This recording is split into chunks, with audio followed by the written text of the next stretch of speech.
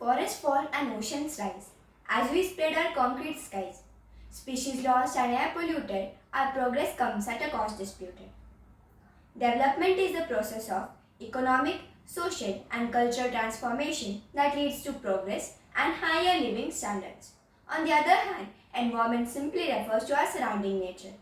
These development and environment are two interconnected aspects that have a significant impact on the world we live in. Good morning, one and all present over here.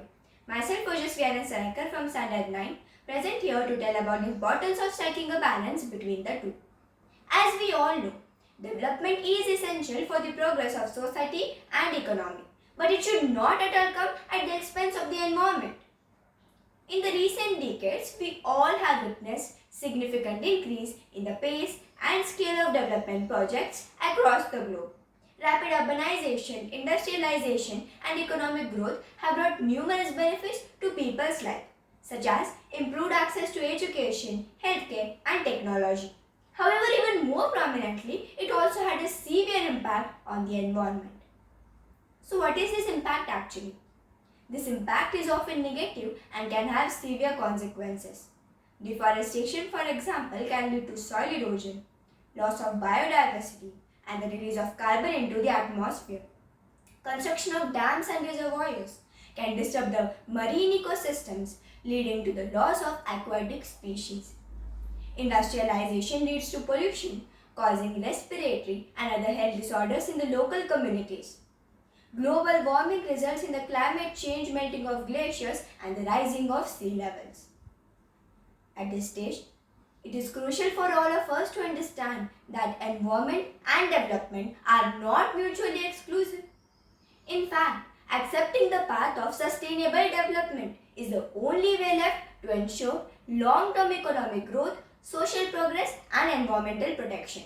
Sustainable development states that the present generation, for meeting their own needs, should not compromise the ability of the future generations. Now you may be thinking that this sustainable development would require to take a lot of efforts, but it is not like that. One of the key ways to achieve this is simply adopting environment-friendly practices. Now let me inform you about what actually these practices are. Firstly, the use of renewable energy sources can stop the destruction of environment to a great extent. The examples can be said such as solar energy, wind power, etc. It would lead to a condensed atmosphere and the expenditure would also be reduced as these resources are available in abundance. Secondly, inculcating waste management practices can stop the pollution to a great extent. Waste, no matter of any form like solid, liquid or poisonous gases, should not be disposed into the environment at any cost. First, it must be treated so that industrialization would not have a bad impact on the environment. Also, promoting sustainable agriculture, which includes organic farming and reduction of the use of chemical fertilizers, is considered important. Along with this, several other methods such as protecting the natural habitats and caring for the nature would result in a green and clean environment. During all this process, government and policymakers have a crucial role to play by creating policies that balance economic growth and environmental protection. For example, regulations can be put in place which ensure that companies are held accountable for their environmental impact, and incentives can be offered to encourage sustainable practices such as tax break for using renewable energy sources. Social awareness programs and education initiatives can also help the individuals understand the impact of their actions on the environment.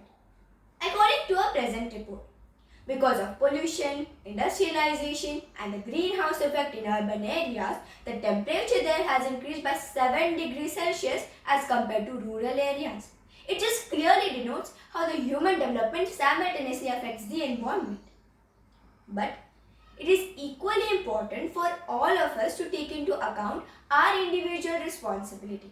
Without the citizens' contribution, the government cannot achieve anything. Every individual can play their part by making conscious choices, such as reducing the energy consumption, following the 5 R's, that is, reuse, recycle, reduce, refuse and rot, as well as preferring the public transport rather than private vehicles. We have not inherited this earth from our ancestors. We have borrowed it from our children. This quote of the ancestors makes Americans makes us rightly aware about our present condition. The greatest threat to our planet is the belief that someone else will save it, quoted by Robert Swan. And we are living on this planet as if we had another one to go. By Terry Sweringan tells us that we don't have time left now. We are not the owners of this earth, so we don't have to die to destroy it for our own development. Lastly, I would like to say, the world is changing, that much is clear. The world is changing, that much is clear, as the development marches on year after year. New buildings rise and cities grow. New buildings rise and cities grow, but what of the environment we need to know? The trees are cut, the air is polluted. The trees are cut, the air is polluted, the water is dirty and the land is looted. We need to think about the future we want. We need to think about the future we want and how to achieve it without causing a harm. We need to find a way to build and grow. We need to find a way to build and grow without destroying the environment. That's what we need to know. So let's come together hand in hand. To create a world that's sustainable and grand. To create a world that's sustainable and grand. Thank you.